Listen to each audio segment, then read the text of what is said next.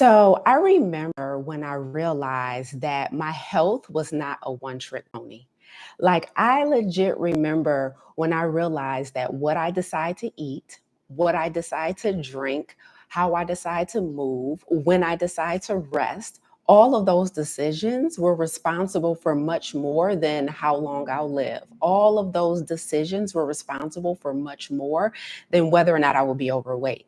How I ate, what I drank, who I spent time with, what rest looked like, whether or not I worked 7 days a week or 5 days a week, whether I dealt with conflict right away or just let it ride.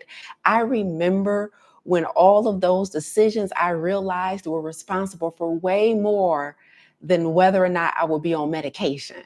Man, it was such a revelation when I realized that being physically unhealthy or being stressed out and overwhelmed was more dependent on whether or not I would eat or whether or not I would be sick or whether or not I would be well, but it also compromised other things. It also compromised other things. And that was a major revelation. It was a major revelation when I realized that my health, whether it was good or not so good, compromised way more than my personal longevity. And I imagine many of you guys have had that realization as well. And that's what I want to talk about today. Good morning and welcome back to Monday Morning Keynote with yours truly. So happy to be here with you guys on today.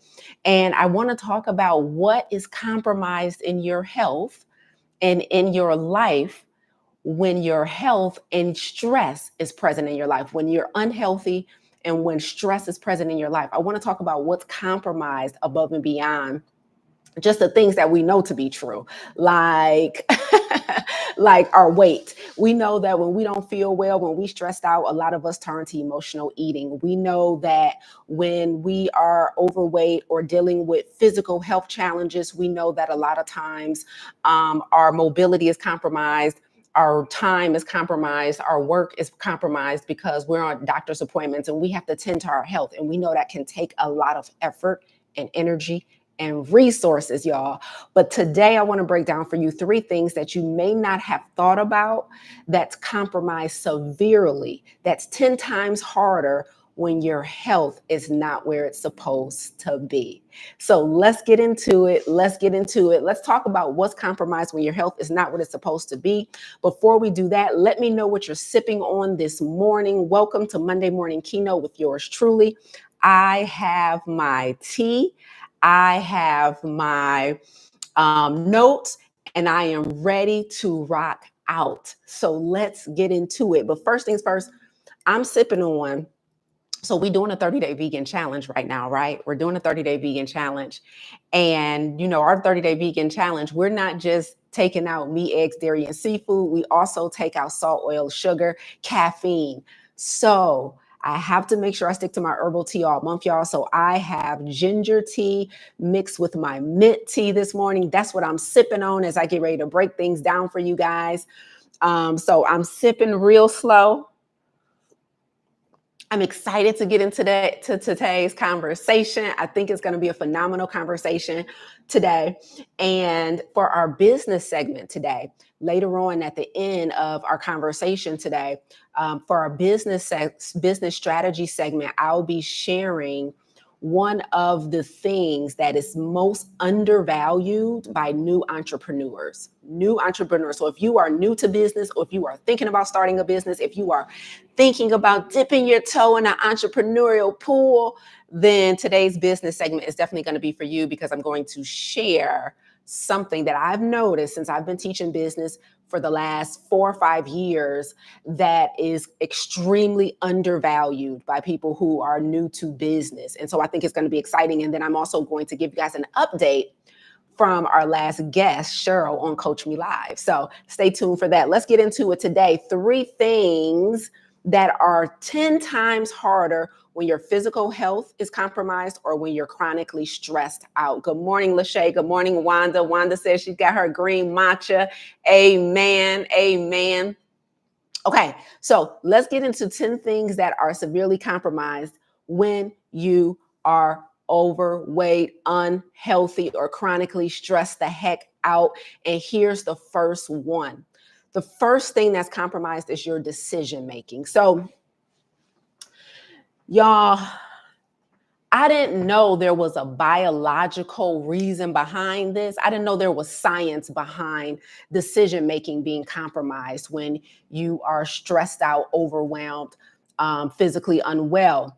Because I just knew anecdotally, and I imagine many of you have experienced this as well. How many of you guys have experienced where, like, when you're super tired, just like think of being tired, maybe exhaustion, right? Tired from work, tired from a long day, tired from a long month, tired from a long year, and you just tired, tired, tired. Have you ever tried to make decisions that typically seem simple, but it's like so much harder? Decision making is one of the first things that gets compromised, especially when you are stressed out. Now, I want to break this down for you guys. If anybody has ever experienced this, like when you're trying to make decisions about, it could be the smallest decision about like what to eat for dinner, um, or where to celebrate something, or what time or how to do something. But it can also be on big decisions, right? About whether or not I should start this business, or how to write this book, or how to choose what coach to invest in. And Malika said paper or plastic. I know, like the smallest decisions, you're like, I don't know. And then if you have a tendency to overthink sometimes, trying to make even the tiniest decisions when you are tired and stressed out, then it brings on a little anxiety because you're like, did I make the right decision? What should I do? And you're trying to, in your head, calculate the pros and cons of every option, and it becomes so much. So the majority of us have experienced this.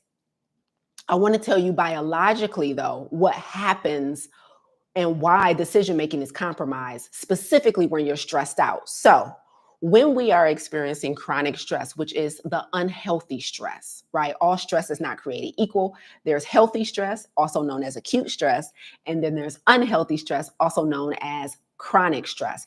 Now, when you are experiencing this long term chronic stress, the reason decision making becomes so risky is because you're using your hind brain instead of your forebrain. Now, let me break this down.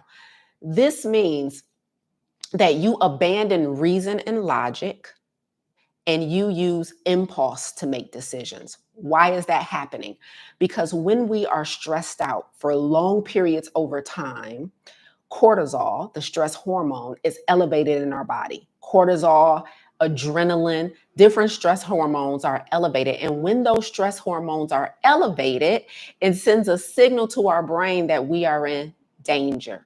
And if our brain believes that we are in danger, then we are supposed to react as opposed to stop, think, and reason.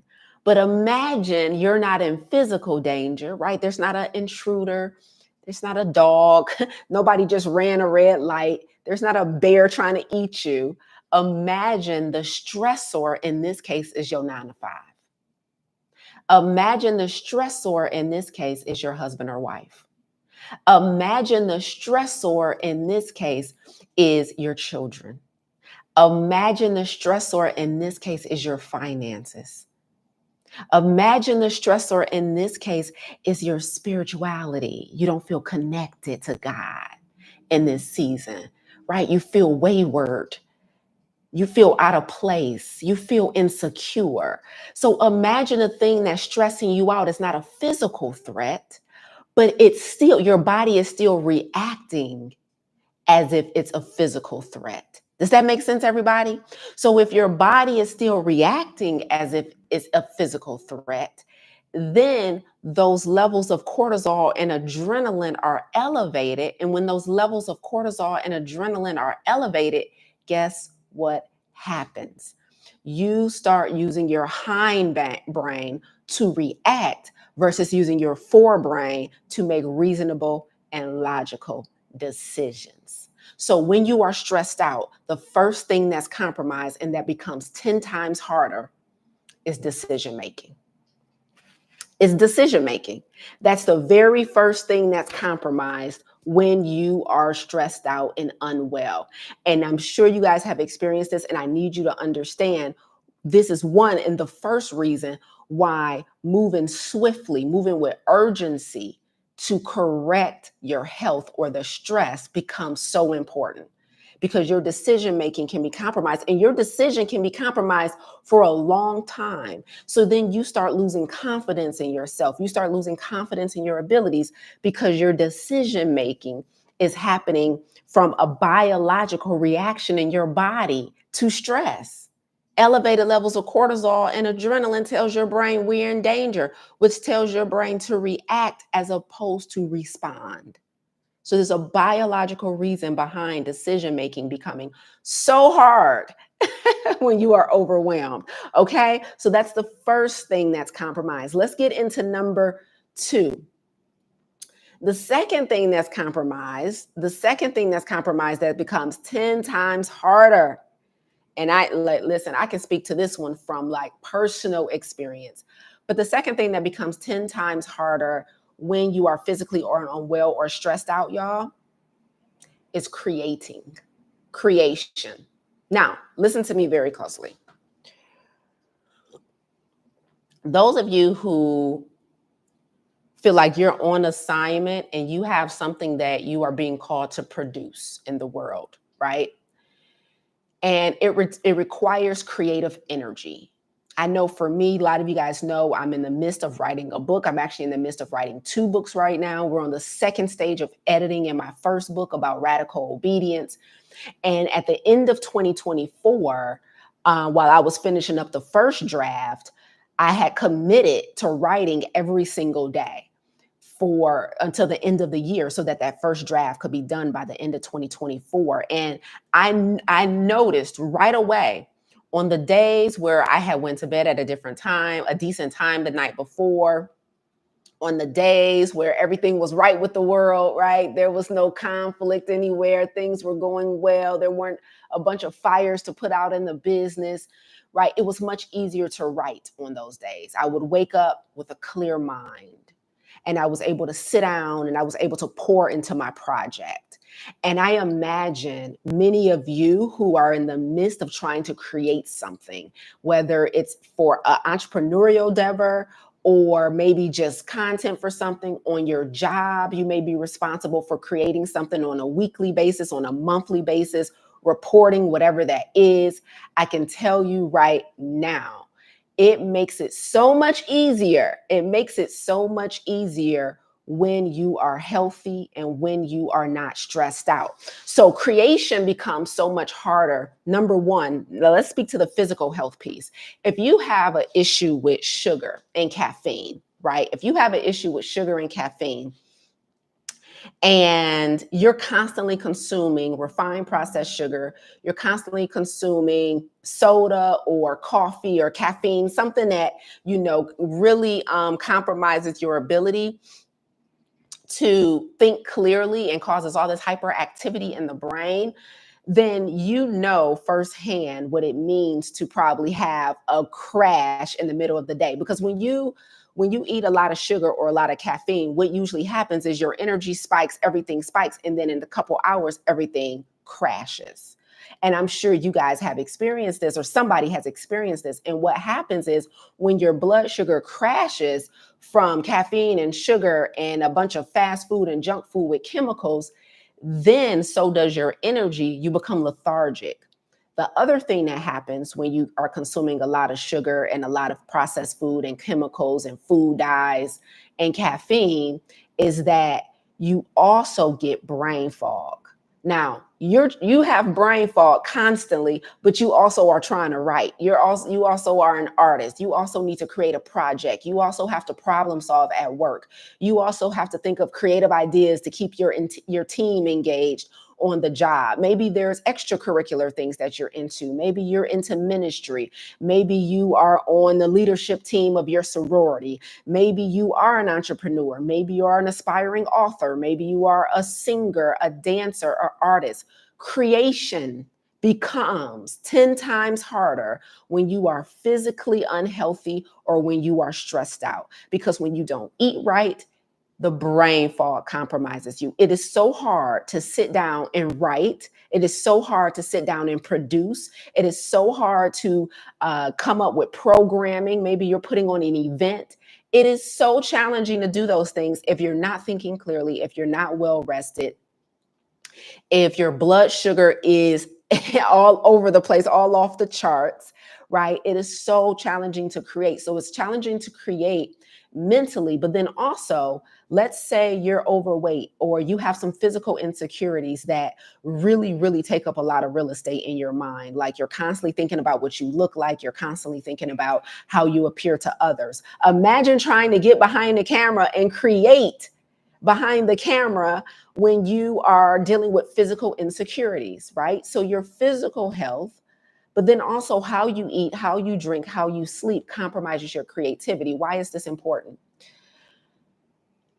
Because we talked about, if you were on last Monday for last Monday's Monday morning keynote, me and Coach Kiwi, we talked about the importance of having a spirit of excellence. And one of the things that has to happen if you are committed to showing up on your assignment in this world and having a transformation or a change in people's lives, one of the things that has to happen, that has to become non-negotiable, is that you execute with a spirit of excellence, right? Now, when you are physically unhealthy or when you are chronically stressed out and creation becomes 10 times harder, that means you go from having a spirit of excellence and getting things done in excellence to just getting it done. The bar drops. The bar drops when you don't feel good. Has anybody ever experienced that, where initially you wanted to create your best work, but then when it's all said and done, with the little bit of energy that you can muster up, just getting it done became the win, instead of getting it done with excellence being the win? So when you are physically compromised and you're trying to update a website, you're trying to create a website, you're trying to create an offer, you have to produce music for your church. I don't care what it is. Creation is hard AF when you don't feel good. Creation is hard AF when you are stressed out and you have brain fog, right? Because when creation requires us to be in flow, and in flow, there cannot be any hurried energy. So if you doing things in flow means you're able to allow things, ideas, divine downloads to come to you on their own time, right? Being in flow means you're able to pause long enough to allow things to be divinely downloaded into you, and then you produce from that place. Like, I know I produce some of my best ideas when I'm either in the gym or in meditation. Some of my best ideas come from working out and being in meditation. It is the stillness, it is the focus on something that allows creativity to become available to me. And if you are responsible, like I am, for constantly creating something for other humans to consume that's designed to improve the quality of their lives, the first step in that is getting your physical health together. It's the very first step. It's the very first step I took.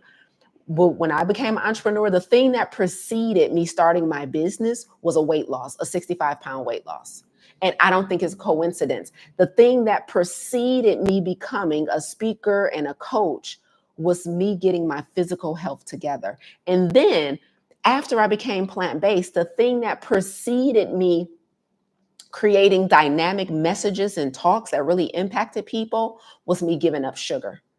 When I got that stuff off my brain, when I got the weight off me and got rid of the physical insecurities, and then was able to move and sway and get on stages without thinking about my mind, without my mind being consumed about any physical insecurities, that's when the creativity went to the next level. That's when the creativity went to the next level. That's when things changed. And I imagine you guys have had a similar experience. Creating is very difficult when you don't feel good or when you are stressed out. It's very difficult. It's very difficult. Let's get into number 3, and then we'll get into our business segment for today. Y'all, what is this lighting doing? Hold on. You guys tell me, is this dark for you? Does this look dark for y'all? Before we get into the rest of this, does this look dark for y'all? We live, so we could just fix it in real time. We ain't gotta be worrying about nothing. Do I need to close this window or do I need to move the camera? Because I think it's frustrating me, so I don't know. Okay, Lachey, thank you. I didn't know if it was just, okay, that's ridiculous. Why y'all ain't say something? Okay, I apologize. Let's fix it. Hold on. Now I just moved that up. Is that gonna stay like that? That's not gonna stay like that. Okay, wait. I'm sorry, y'all. Let's get some, say it better, but I don't know if it's going in and out. So I think I need to move. I think I need to move. Is that close the shade? Amen. Okay, well, better. Let's see if this works. And if this doesn't work, we'll close the shade and then we'll set this up different next week. I apologize, y'all. Ain't nothing like having child. We Monday morning keynote after dark. Amen. Monday morning keynote after dark. Okay. I apologize for that, y'all. My bad, my bad, my bad. Okay. This looks like it might be better. And then if it goes dark again, then we'll fix it. Okay. Malika said it's a move. Amen. Y'all better rock with me. He said whatever we need to say is a move. Okay. All right. All right. We better now. Let's get into number 3. Let's get into number 3. I apologize for that. Let's get into number 3. Okay. So the third thing that's compromised when your health is compromised and when you are chronically stressed, and this is the one that means the most to me and that I've definitely experienced personally over my career. But the thing that is compromised the most is service, your ability to serve. So number 1 was your ability to decide. Number 2 was your ability to create. And number 3 is your ability to serve. Service is severely compromised when you are physically unwell, as you guys know, but also when you are stressed out. Listen to me. It is one of the hardest things to do when you don't feel good or when you are constantly dealing with stressors in your life. One of the hardest things to do is to pour into other people, hands down. One of the hardest things to do is to pour into other people. Service is compromised. And the reason this is so important is because number 1, you can lose a lot of credibility by trying to operate and serve when you are unwell. You lose a lot of credibility. And number 2, you can also develop resentment because you done said yes to something, you done signed up to do something. You're either volunteering or you're an entrepreneur and you're working in your business and you got clients, but you're tired and you're exhausted. And if you don't get that together, you will begin to resent the people you're meant to be in service to. You will begin to resent the whole church, honey. You will begin to resent your whole client load. But you created the monster. You created the monster. Service becomes so much more difficult when you are stressed out and overwhelmed. And let me tell you something that a lot of people have bragged about or worn as a badge of honor that I don't think is a real solution. One of the things that I've heard people use as like how they get through when they stressed out is compartmentalizing. Have you guys heard this or ever said this? Or is this something that you claim you do very well? Like, I compartmentalize so I don't let this intrude on that. And let me tell you something. Compartmentalizing is one of the biggest lies there is. All compartmentalizing means is that you playing it cool. That's all it means. It means that like if you in that meeting or if you in that session with a client or a student or if you were volunteering, whatever, you got some chaos going on in another area of your life. Compartmentalizing just means that you playing it cool. But don't think for 1 second that it's not compromising you in the moment. People think compartmentalizing means that you're still showing up as your best self because you're not bringing your relationship to work. Because you're not bringing, the turmoil with your family to work, that you're not like, it's still compromising you. Compartmentalizing just means that you don't lose, like you don't go postal on people. That doesn't mean that it's not compromising your service. It doesn't mean that it's not compromising your performance. being stressed out and I know I've been here before where I've had maybe moments of disharmony and moments of things going on like at home or with the job or whatever it is, and then I got to go do something that I said I was going to do, and but that thing is on my mind, or I'm sitting down and I want to create, or I want to work, or whatever. Like I want to create, I want to be in service, or I want to speak, and I want to be fully present with these individuals who came to hear me speak. But this thing is going on in the background, and I claim that I can compartmentalize, but you never cut anything off, actually. Like it never really works like that. Like you still are compromised the whole time, and we have to do better. So why am I telling you guys this? Number one,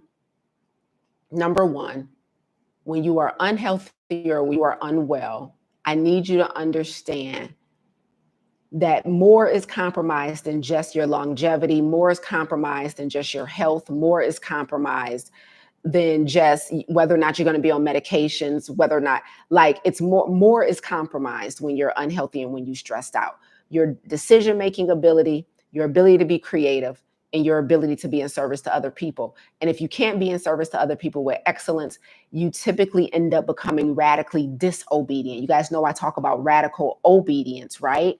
This is the concept of doing what you're being called to do despite the presence of fear and uncertainty. But radical disobedience happens when you are not showing up as your best self. So you're just getting it done, but you're not getting it done in excellence, right? And that is not where you don't want to create something from a place of average, a spirit of average, just because you're tired all the time. Like you want to do your best, you literally just don't have the energy. Like you want to do your best, you just don't have your creativity. And the reason I'm telling you guys this is because I need you guys to understand how much effort is required to eliminate something versus the effort that's required to manage something. If you guys understood, first and foremost, everything that was compromised when you were overweight or on medications or dealing with chronic pain, if you realize that, dang, my decision making is going to be compromised, my creativity is compromised, and my ability to serve is compromised, when you understand everything that's compromised, my hope is that you will put more effort into eliminating the disease versus managing the disease. My hope is that you will put more effort into eliminating the chronic stress versus stress management. My hope is that you will put more effort into correcting the situation completely versus just doing enough to live with the situation today. There's a difference between management and elimination. There's a different effort required. There are different decisions that are required. If you're just trying to manage a disease, if you're just trying to manage your stress, you don't make the same decisions as you would if you're trying to eliminate the stress. You don't make the same decisions that you would if you were trying to eliminate the medication. If you're just trying to make sure you take the medication on time to stabilize your blood pressure for today, that is much easier than the work it takes to eliminate high blood pressure. If you get it, just put a 1 in the chat. Just drop a 1 in the chat if that makes sense. I think so many of us have been taught management that it's almost a culture shock when I teach elimination. Like we're doing this 30-day vegan challenge right now. And I think it's shocking to people that they got to give up all oil for 1 month. It's 30 days. I think it's shocking to people that we got to eliminate the sugar completely, that all the dairy has to go. But what's happening is most people are used to management. And when you're managing a disease, when you're managing obesity, when you're managing heart disease, when you're managing fibroids, like when you're managing headaches, when you're managing autoimmune conditions, all you got to do is watch your numbers. All you got to do is wear the marker. All you got to do is make sure you take your insulin on time. All you have to do is make sure you don't miss a doctor's appointment. Like when you're managing stress, all you got to do is make sure you take that day off every week like you said you was. Like when you're managing stress, all you have to do is make sure that you meditate every morning like you said you were going to do. When you're managing stress, all you got to do is make sure that you take advantage of your paid time off. Like when you're managing stress, all you got to do is make sure you take some time for yourself every morning before you pour into other people. Those are stress management techniques. That has nothing to do with doing the harder work of working on the marriage that has been broken for years. That has nothing to do with doing the harder work of creating an exit strategy out of the 9 to 5 that no longer fulfills you. That has nothing to do with doing the harder work of getting at least a 30-day vegan challenge so you can once and for all stop taking statins for high cholesterol. It's much easier to manage something than it is to eliminate it. But I need you guys to know that your management techniques were only meant to be temporary. When you got diagnosed with type 2 diabetes, you should have went straight into management, yes. But then you should have went after that, you should have went into elimination. You were not meant to still have this diagnosis after 10 years. You were not meant to still have this diagnosis after 15 years. You were not still meant to be managing fibroids after 20 years. You should not still be having painful period. There's no way these hot flashes should be taking you out the game. It's no way you're supposed to be this insecure every time you look in the mirror.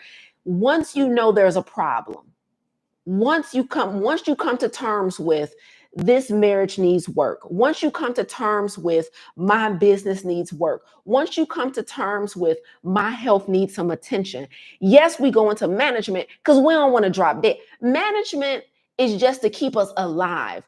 Elimination is meant to get us back to wholeness. You're not supposed to be managing chronic stress, y'all. I'm not sure what happened that we thought we were supposed to manage problems that required bigger effort. You ain't got to be unhappy this long. You don't have to be sick this long. You don't have to be taking man-made medications for your kidneys and beta blockers and things and antibiotics and things to block your immune system so that you're not supposed to be taking steroids that long. You shouldn't be injecting yourself with insulin that long. So here's the takeaway.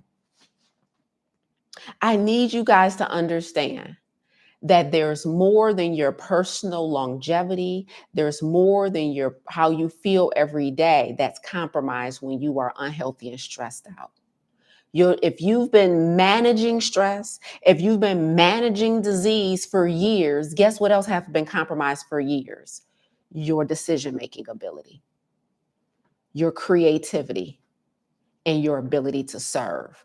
As long as you are committed to a management approach to these things, then all three of those things are going to be compromised. And it is not until you commit to an elimination approach that all of those things will be able to be optimized. If that makes sense, got it in the chat before we move on to our business strategy segment.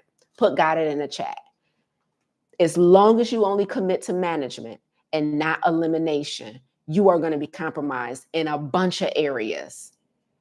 How dare you sit down and write us a mediocre book? How dare you sit down and create a mediocre coaching program? How dare you sit down and create a mediocre plan for them kids at that school that you volunteer with just because you too tired, you too sick, and you too stressed out? How dare you create mediocre work because you're refusing to make tougher decisions? What is going on? Enough is enough. Our people deserve better from us. Our people, the people that we're in service to, they deserve to get the best version of us. Make the tougher decision and let the sugar go. Make the tougher decision and start exercising. Make the tougher decision and figure out how to cook with no oil. It's not that hard. It can't be that hard. It can't be that hard because your decision making been bad for years. There's no way we can go another year with bad decision making. There's no way we can go another year with no creativity. It's no way. It's just no way. We got to do something better. We got to make better decisions, y'all. Okay, so let's get into our business segment. I hope this was helpful for you guys today. Things that are 10 times harder when you are unwell and stressed out. And the takeaway is that activation energy that's required to eliminate this stuff is way more than the activation energy that's required to manage the stuff. I've only been taught management techniques by my doctor. I've only been taught management techniques by watching my family and my friends. I've just watched people push through at jobs they hate, and I didn't know that an exit strategy was an option. So now Coach Lisa is giving you permission to eliminate things versus management. It's not your fault up until this point. You've only been taught management. You've only been modeled management. You've watched people stay in circumstances that were not in service to them because they thought it was the right thing to do. It's what they were taught to do. It's what their religion has taught them to do. It's whatever construct they've committed to that has taught them to just manage this and just push through and just try and stay strong and just cry in the dark and cry in your car and then go in the house and be strong. But I'm telling you right now, there's other options. There's other options. Okay. Let's get into our BS segment and get up out of here. Business strategy. Listen to me very closely. I'm gonna give you guys an update on our last Coach Me Live. So as we get into our business strategy segment, a couple things. If you're interested in being coached live by me, live here on one of my Monday morning keynotes, click the link in the chat. It's pinned at the top of the chat. It says, let me coach you live. You can fill out a short form to let me know what you want to be coached on, and you can join me on one of my Monday morning keynotes. So here's what I have for our business segment today. I want to talk about one of the most undervalued components to business that a lot of new entrepreneurs don't pay as much attention to as they need to. So I've been in business since 2015, and one of the things that I've learned hands down is that one of the things that can never be dropped in your business, one of the balls that can never be dropped in your business is marketing.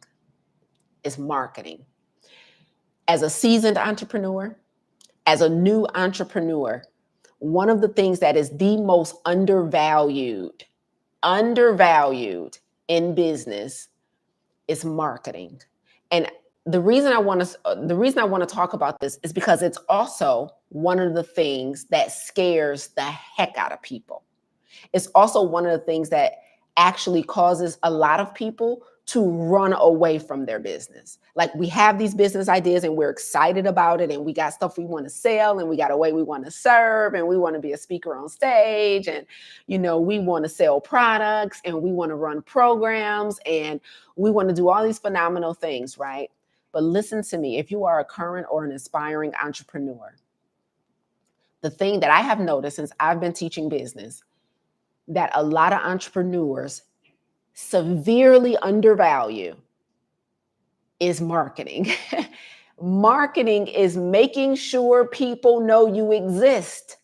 Marketing is making sure that the prospects, i.e. the future customers, i.e. the people you decided to serve, know that your product and your service exists. That means that you have to show up somewhere on a consistent basis to market what you do.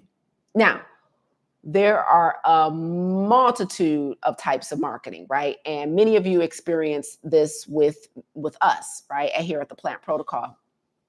So we do email marketing. A lot of you guys are on this live right now because you received an email, right? That is me marketing what I do. Hey, I'm currently live on YouTube giving away some value. Come check it out.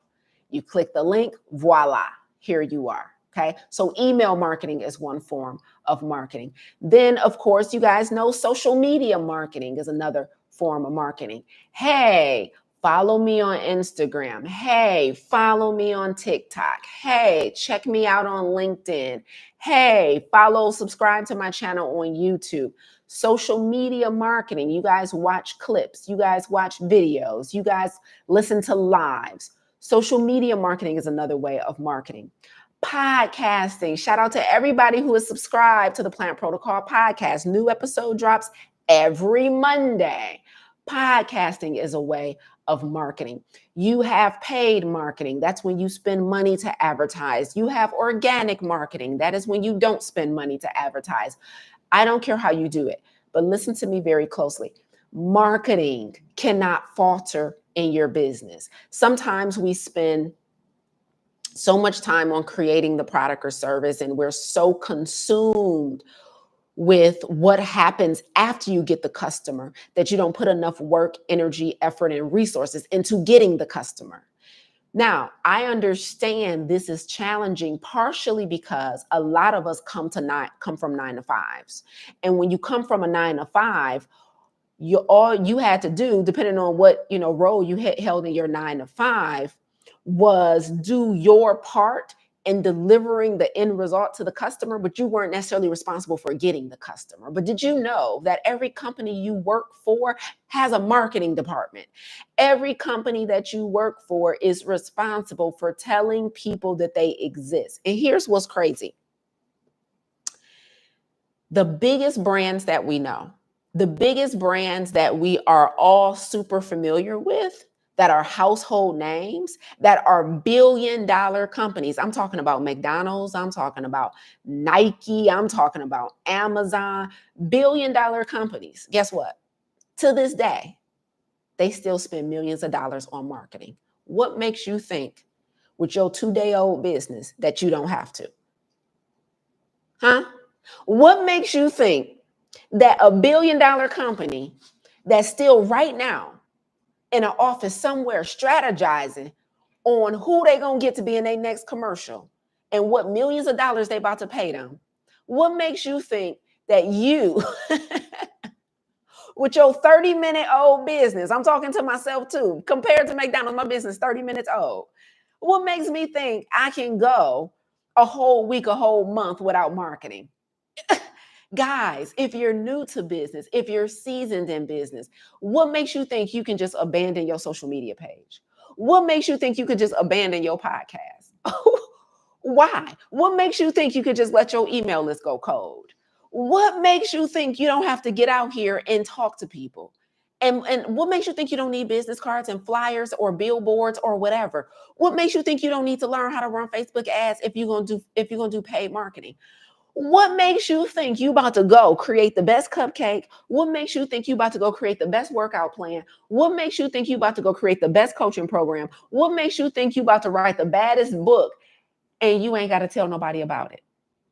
Did you really did you really think you was going to write the conclusion of that book and somewhere the a pigeon was going to fly to everybody's windowsill and tell them about it, and you was just going to sit back and wait for the sales to roll in? Like, how do you think people are going to know about you? If marketing scares you, you have to do personal development work. It is no way around marketing, guys. If you are new to business, if you are seasoned in business, just look at the billion-dollar brands. Let them be your possibility model. Baby, McDonald's says over 1 billion served, and we still see McDonald's commercials and ads. They done served 1 billion and they're still marketing. What makes you think these companies, Ford, GM, Chrysler, they've been in business for years. Every single one of us nearly is driving one of their cars. We know they exist and we still see car commercials. What makes you think you don't have to market? Okay, so this is just me coming to you in love. If you are aspiring to be in business, if you are currently in business, you have to market yourself and what you offer. And if you are like, no, Lisa, I'm just going to have a word of mouth business. I don't want to do any social media marketing. I don't want to figure out email marketing. I don't want to start a podcast. I don't want to pay for ads. I don't want to pay for billboards. I don't want to go to events and tell people about what I do. I'm too shy. I belong behind the scenes. I don't like the sound of my voice. I don't like the look of myself on camera. I don't like the fact that people comment on social media and I don't like what they say sometimes. I don't feel like I know what I'm talking about. Let me tell you something. Just go fill out an application then. Just go fill out an application. Shut the whole thing right now. Shut it all down right now and go update your Indeed.com profile.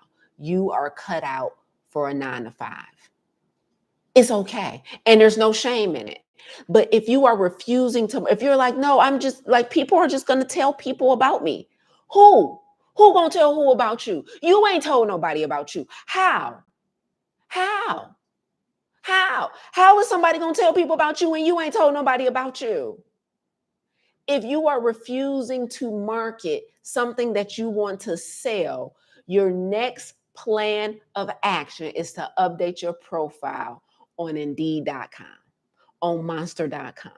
Not a single entrepreneur, even billion-dollar companies, can get away with not marketing. Now, absolutely, you can grow to be a brand that develops so much credibility and notoriety and become well known that eventually you can do less marketing because you got people marketing for you. Like, I'm so happy we have over 600 people registered for the challenge that we're doing right now, and so many people are in the challenge because other people told them about it.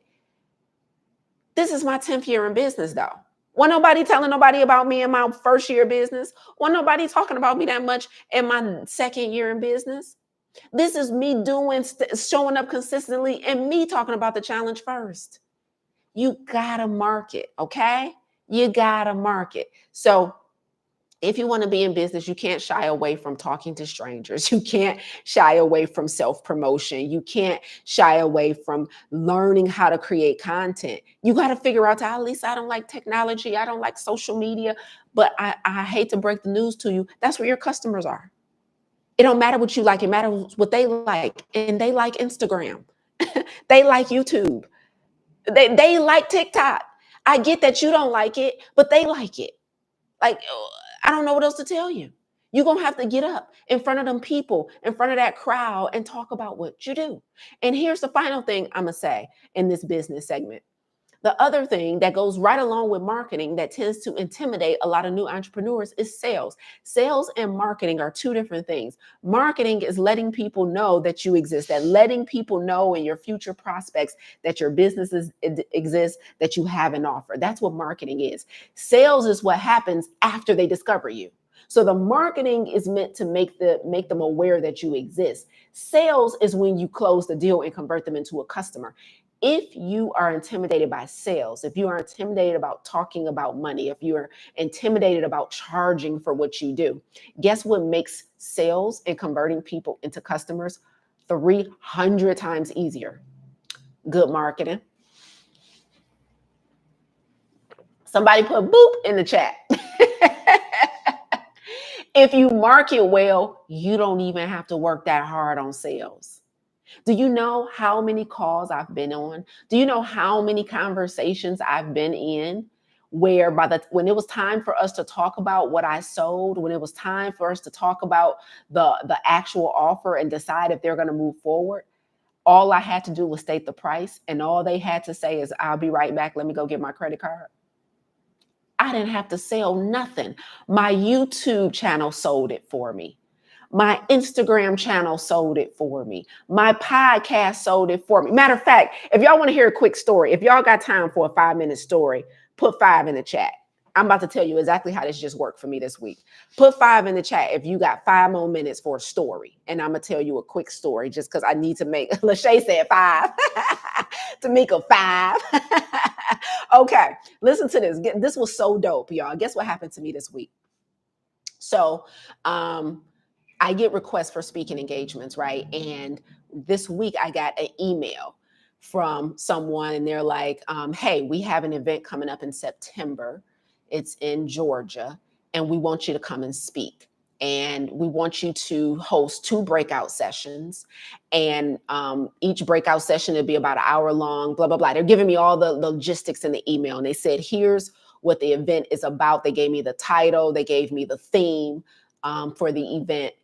And so the very first thing I do when I get a request for a speaking engagement is I look at my calendar, because that's the most important thing. Like, I need to know if I'm available on that day or if I'm already booked for something else. And for this particular request, I was available. So I instantly emailed her back, and I'm like, hey, this event sounds amazing.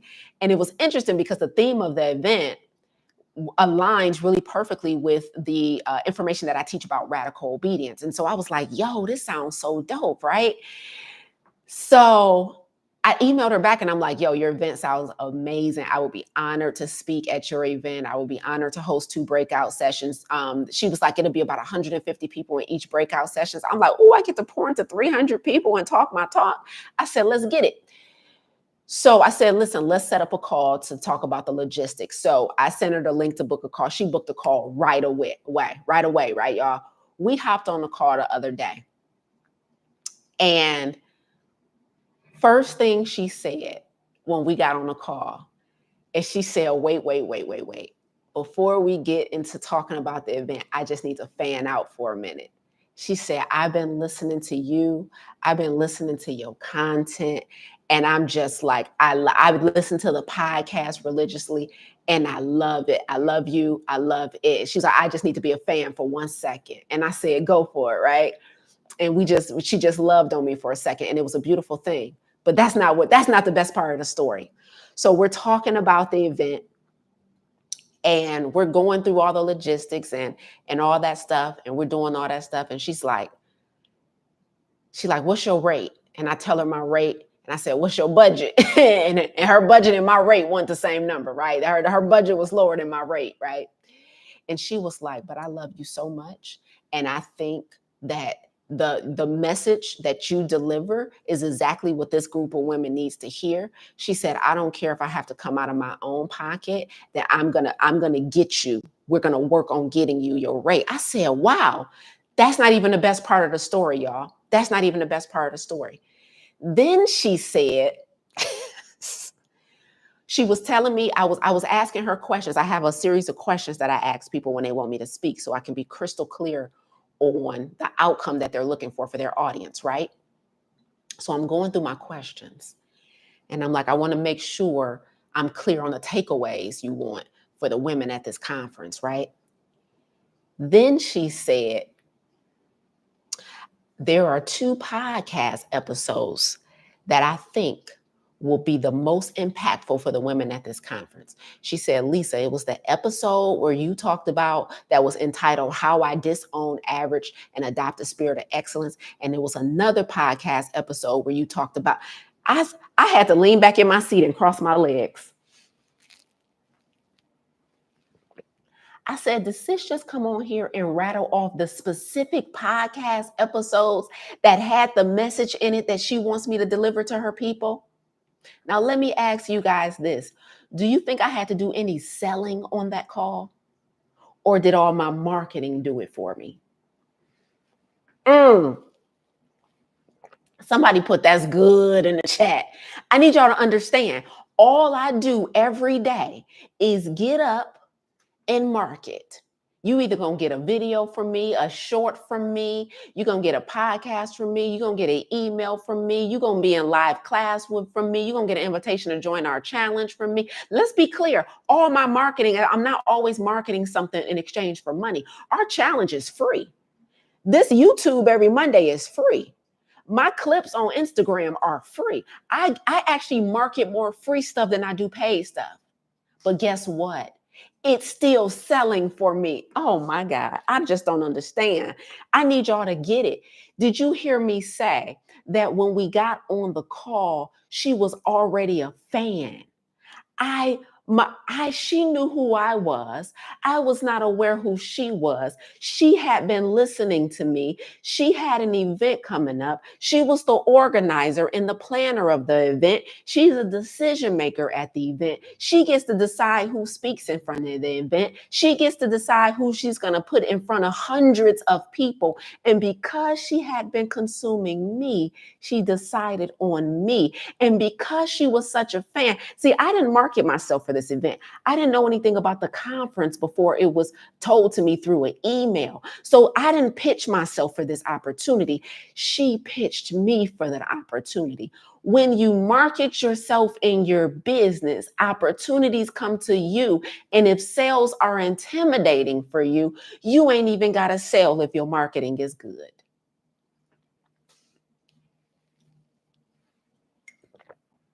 So the business tip for today, to conclude our business segment, is entrepreneurs, current and aspiring.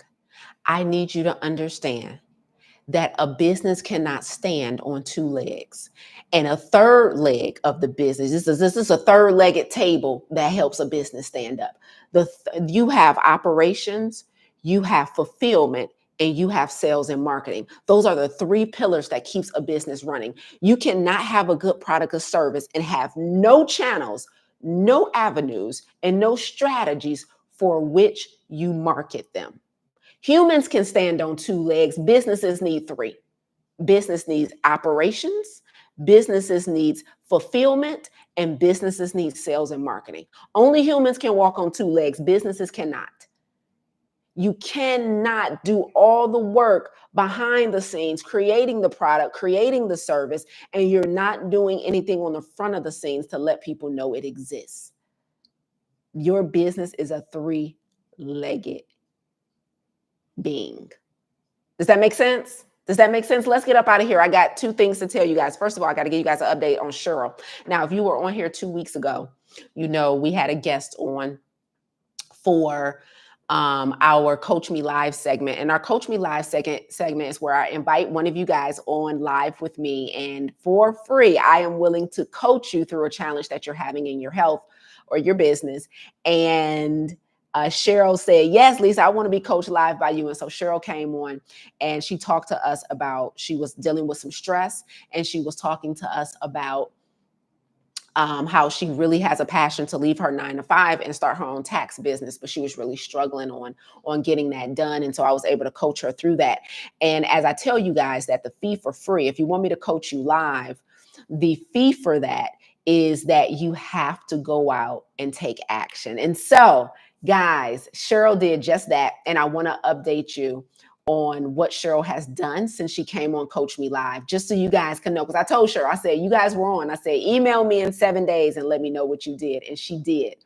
So let me read a little bit of Cheryl's email so you guys will know that she didn't take that complimentary coaching session for granted and she got to work. So she said, I did research on a few courses and came down to 2. I started a free trial with one to explore their platform and compare the content before I made a final decision. And in the email that she sent to me, she included a picture of her enrollment into the course, y'all. So one of the things that Cheryl needed to do was get some continuing education to prepare her to take her exam to become licensed or certified or whatever the terminology is in tax preparation.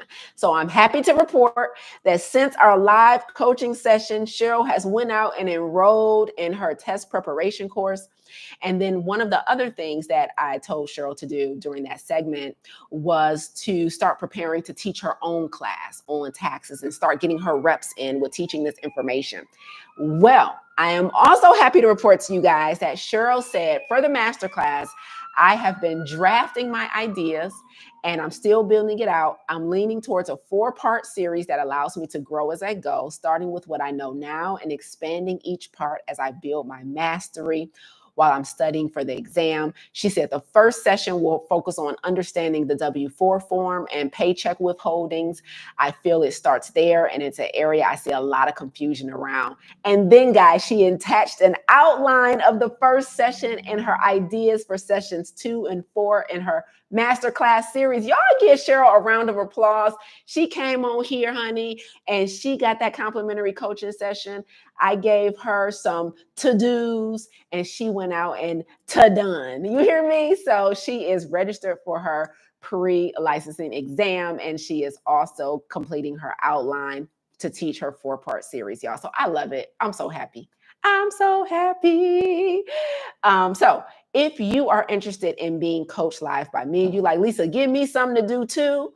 I need help and I want to get this thing moving. I'm moving too slow or I'm not exactly, I don't have any accountability, then click the link in the chat. This is completely free. There's no money attached to this. The only thing that is going to cost you is a little bit of vulnerability because you are going to be live with me on camera. So we will see your beautiful face. We will hear your voice and you will have to share with us what you're being challenged with. And I am going to coach you live during the upcoming Monday morning keynote. So we got a couple people in the queue right now. So I hope to be joined by somebody next week and get your application in if you want to coach want me to coach you live. Oh, Cheryl's in the chat, y'all. She said, thank you again, Coach Lisa. You're so welcome, Cheryl. You're so welcome. This has been phenomenal. Guys, I hope this helped you guys today.